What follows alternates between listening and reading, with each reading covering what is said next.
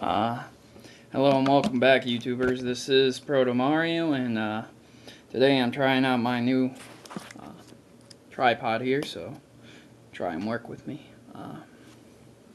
So today we are reviewing the DS Lite, the Nintendo DS Lite. Now, some people call this a Game Boy, some people don't. Some people say it's not a Game Boy, some people say it's the DS. I call it the Nintendo DS Game Boy DS, whatever. It plays Game Boy Advance games, so we'll get to that shortly. So what is the DS? Well, it is a dual screen with a touch screen below and another screen on top that opens up various possibilities for different gaming companies to use. The original DS was released quite some time ago, and it was a very fat DS. So a couple years later they improved on this design and released this, as you can see in the background there. They've since then, originally they released these only in two colors. I believe white and blue were the two colors you could only get. But since then they have released several different variations and special editions, such as the Mario Special Edition and Zelda Special Edition. As you can see, I have the silver one displayed here, but I also have the piano black. This one features a nice matte gloss effect. With silver you really can't see fingerprints, and that was one of my biggest concerns. Fingerprints, because when I had the black one, it was very fingerprint collectible. So if you are concerned with that, you may want to pick up a DSi or a matte finish color like silver here. So who does the DS appeal to? Well, handheld gamers who don't really go on the internet much. If you go on the internet a lot and you like to download games, then you definitely want a DSi and not a DS Lite. Having said that, if you just play DS games and a few Game Boy Advance games, then this is definitely the thing for you. So, let's have a look at the box first here. As you can see, this is just a regular DS box. I won't go into too much depth about it. And as you can see, I bought it for $130 quite some time ago. And one of the things I really complain about with GameStop is the quality of the boxes they give me sometimes.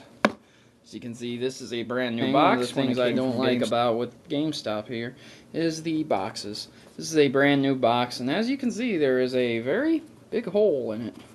This is what I received, and I didn't realize it was like this until I got home. And this is nothing you can really complain about that much. But from the box, you can see all the details, though you probably already know what you're getting if you're thinking about buying one of these. It is Wi-Fi compatible, but it does not have internet or anything like that standard with it. This is just used for games mostly, and it's not used that well. Mainly used for Pokemon and Mario Kart, games like that. Here's your serial code in case you want to register it. Mine's already registered, so yeah. On the side here, you see a lot of warnings about giving you seizures, power, and things like that. Important, don't store in cold locations, and all kinds of stuff like that, and what it actually includes. On the side, it's just DS Lite, DS symbol. So, let's take a look at the system, shall we? This is the DS Lite, the silver version. I'll go ahead and start off with the compact design. This is about, give or take, about 1/2 an inch smaller all around from the original DS. And it is lighter. Obviously, it's in the name, it's lighter. And it also lasts longer. And it's very nice to have. On the back, you have your nice little Stylus Holder. Mine, of course, is silver, but you can always put in different ones if you want different stylus colors, as well as your registry code also here. This is for if you need to send it in to get repaired or something else happens. And it also gives you the model number and a lot of details about it and the battery. Here it explains that you need to insert the cart in a certain fashion, and it also tells you if you just happen to have forgotten what you're holding in your hands that you're holding a Nintendo DS Lite. It also tells you what voltage you need to use to charge this. Talk about the side here. You have your volume up and down, not too much of a choice there, and you have headphones. You also have the option for the specified headphones if you bought those for the SP, I believe.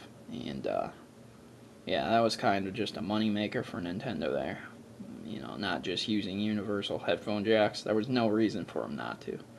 But this does transmit full stereo. Right here you can see I have my cartridge slot filler, and here's the Game Boy Advance slot. You definitely want to keep this as it protects that slot, and this allows you to play Game Boy Advance games on either screen. Up top we have 2 holes for you to put I don't know, a carrier strap on it, anything you want, or lace it with a keychain, and you have the cartridge itself. You can see I have Soul Silver in it right now, and the cartridge slot is about, give or take, an inch or 2 or wide. It's not that big. And your charge port for your AC adapter. This does run on a lithium battery right here in the event you need to change your battery out for some reason, and it also has 2 rubbery grippers right here just in case you're playing this for some reason on a table. There are L and R buttons right here, as you can see, and they are also labeled. It's not sticker, it's embedded. Right here are your 2 hinges, which do take care of these hinges because my first one did fall and they did break. Though the DS still works, 1 hinge is off. Here you can see your power buttons. Here are the hinges. You can see your power buttons right here. One signifies Wi-Fi by blinking, the other signifies your power. One also glows yellow when charging, and green when it's on, and red when the battery is low.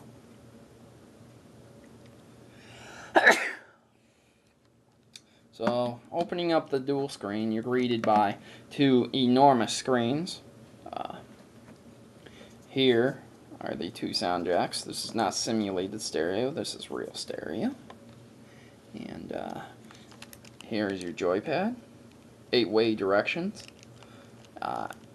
X, Y, B, and A. Start and select.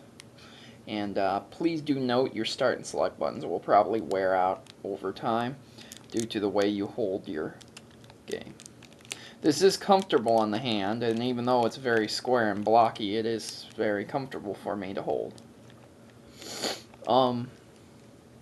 This design is more akin to a Super Nintendo controller than anything else, and if you're curious about how one of those looks, you can look at my Super NES review.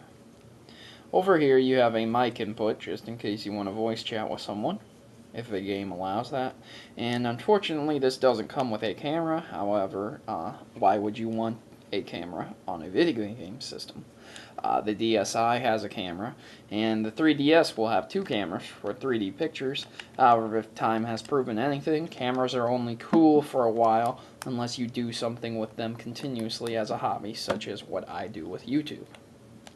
So, this is your touch screen. This is the game screen. Some games will not involve touch controls. Some games will allow possible touch controls, and other games will demand that you use touch controls only. I prefer the ones that allow for both, or none at all, because I'm not a touch control fan. So let's go ahead and turn this sucker on. Here's the Nintendo DS software. As you can see on the front of it here, you can see a clock and a calendar built in. with your name at the top left, your battery life at the top right, the month, the day, and the time. Also digital on the top there. The Nintendo DS does include PictoChat and DS Download Play, where you can go to a terminal and you can download games into your DS and try them out, which is somewhat nice but not very popular in America as it would be in Japan. I'm not sure if my camera can show this because it's extremely bright. Yes, the screen is very bright. You can even make it brighter if you wish, or make it duller. I like to keep it in the middle. So let's go into settings here. Down below you can see your settings, date and time, who you are, your birthday, and you can calibrate the screen.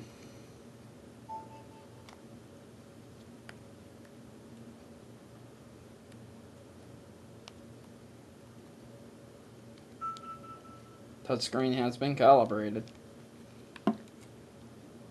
Unfortunately, when you quit this, the system auto shuts down, so if you wanted to do something else within that, you have to restart the system.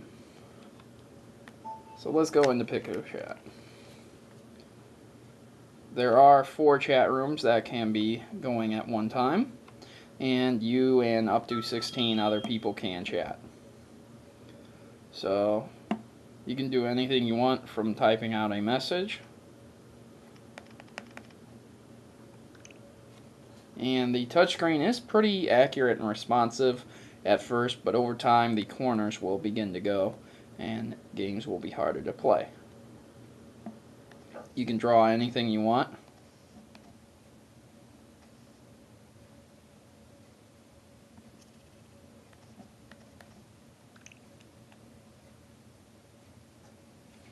And that's what comes with the DS. So guys, if you're looking to upgrade from an older Game Boy or possible a original DS, you have to look at a few factors. Do you get on the internet? Is it worth the upgrade to you? Do you really use the DS that much to upgrade it? And do you possibly need a spare DS? The DS Lite is a nice design. It's very ergonomic, easier to carry around than the fat DS, and I just like it a little bit better than the DSi because you don't have to deal with a lot of the home menu that you might have to deal with a PSP.